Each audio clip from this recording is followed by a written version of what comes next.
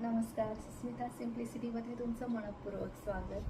प्रातिनिधिक काव्यसंग्रह इथे कविता फुलतात या संग्रहातील कविता माझी आहे कोविड-19. ही या नावावरूनच तुम्हाला आठवलं असेल की ही कविता नक्कीच कोविड या काळातली आहे, त्यावेळी मला सुचलेली आहे.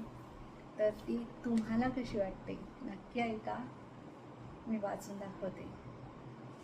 अरे अरे माणसा जागा हो, अरे अरे माणसा जागा हो, ओळख स्वतःची करून घे, ओळख स्वतःची करून घे.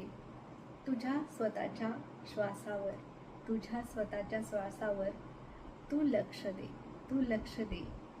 अंतर्बाह्य स्वच्छतेचे महत्त्व तुला कळू दे, अंतर्बाह्य स्वच्छतेचे महत्त्व तुला कळू दे.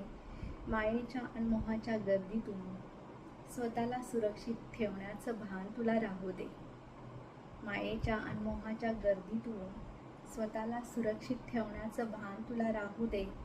आत्मचिंतनाची ओळख तुला पटू दे, आत्मचिंतनाची ओळख तुला पटू दे. तुझ्यातल्या परमेश्वराची जाणीव तुला होऊ दे, तुझ्यातल्या परमेश्वराची जाणीव तुला होऊ दे. जागृतपणे जगण्यासाठी हा धडा तुला कळू दे, जागृतपणे जगण्यासाठी हा धडा तुला कळू दे. ही कविता कोविड-19 या काळातली आहे, कोविडमधली आहे, त्यावेळी मला सुचलेली आहे. आणि नक्कीच कोविडच्या काळामध्ये हे जे काही वातावरण होतं ते खूप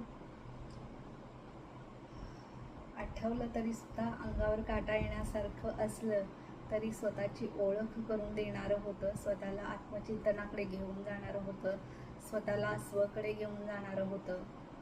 कुठे ना कुठेतरी चांगल्या गोष्टीसुद्धा ह्या सगळ्यातून घडत गेल्या होत्या आणि त्यातून तो आपल्याला सर्वांनाच, संपूर्ण जगभराला हा कोविडमध्ये काही ना काहीतरी त्यातून शिकण्याचा एक धडा मिळालेला होता.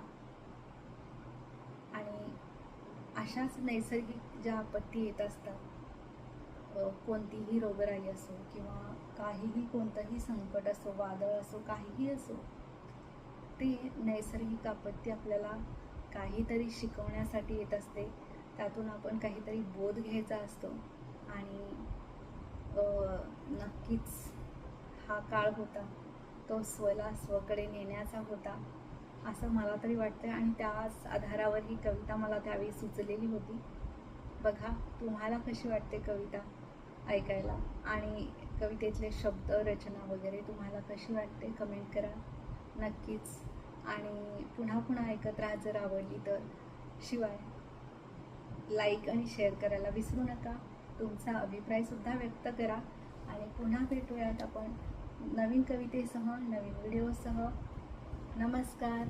आनंदी राहा, मस्त राहा, मजेत राहा. धन्यवाद.